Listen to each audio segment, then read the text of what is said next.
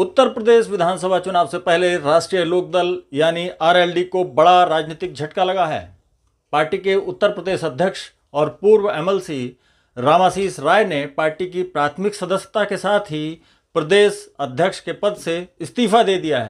लेकिन सवाल सिर्फ इस्तीफे का नहीं है, सवाल ये है कि आखिर उन्होंने ऐसा क्यों किया और क्या अब उनका अगला ठिकाना समाजवादी पार्टी या कांग्रेस हो सकती है।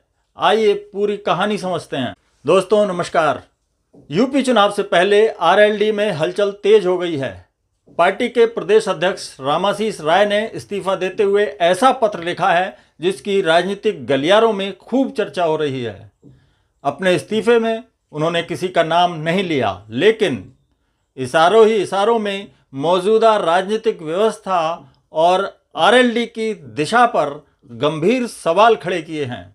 उन्होंने कहा है कि संविधान, लोकतंत्र और संवैधानिक संस्थाओं पर हो रहे प्रहार से लोकतंत्र खतरे में है। रामाशीष राय ने अपने पत्र में लोक नायक जयप्रकाश नारायण की संपूर्ण क्रांति का जिक्र करते हुए लिखा कि भ्रष्टाचार, महंगाई, बेरोजगारी और लोकतांत्रिक संस्थाओं के कमजोर होने जैसे मुद्दे आज भी उतने ही गंभीर हैं जितने उस दौर में थे। उन्होंने किसानों और युवाओं की समस्याओं को भी प्रमुखता से उठाया है। उनका कहना है कि किसान अपनी फसल का उचित मूल्य पाने के लिए संघर्ष कर रहा है, जबकि नौजवान बेरोजगारी और भविष्य की अनिश्चितता से जूझ रहा है। शिक्षा, रोजगार और सामाजिक न्याय के क्षेत्र में बढ़ती निराशा लोगों में असंतोष पैदा कर रही है। रामाशीष राय ने सामाजिक विभाजन पर भी चिंता जताई। उन्होंने कहा कि देश के महापुरुषों ने जाति तोड़ो समाज जोड़ो का संदेश दिया था, लेकिन आज जातीय और सामाजिक ध्रुवीकरण बढ़ता दिखाई दे रहा है।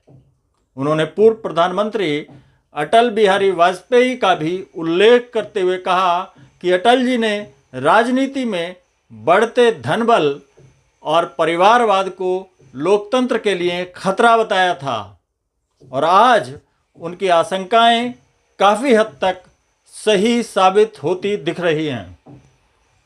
इस्तीफे के आखिर में उन्होंने लिखा कि व्यक्ति से बड़ा दल और दल से बड़ा देश होता है और इन्हीं वैचारिक कारणों से वह आरएलडी छोड़ रहे हैं। अब सबसे बड़ा सवाल ये है कि उनका अगला राजनीतिक कदम क्या होगा। राजनीतिक गलियारों में चर्चा है कि रामाशीष राय समाजवादी पार्टी का दामन थाम सकते हैं। कुछ चर्चाएं उन्हें कांग्रेस से भी जोड़ रही हैं। हालांकि उन्होंने अभी तक किसी भी पार्टी में शामिल होने की आधिकारिक घोषणा नहीं की है। गौरतलब है कि कुछ समय पहले ही जयंत चौधरी ने अनुपम मिश्रा को आरएलडी का कार्यवाहक प्रदेश अध्यक्ष बनाया था।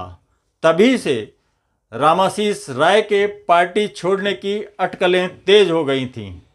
अब देखना दिलचस्प होगा कि यूपी चुनाव से पहले यह राजनीतिक घटनाक्रम आरएलडी की रणनीति और विपक्ष की राजनीति पर कितना असर डालता है। आपकी क्या राय है? क्या रामाशीष राय का इस्तीफा आरएलडी के लिए बड़ा झटका साबित होगा? अपनी राय कमेंट में ज़रूर बताइए। ऐसी ही राजनीतिक खबरों और एक्सप्लेनर वीडियो के लिए चैनल को सब्सक्राइब करना ना भूलें।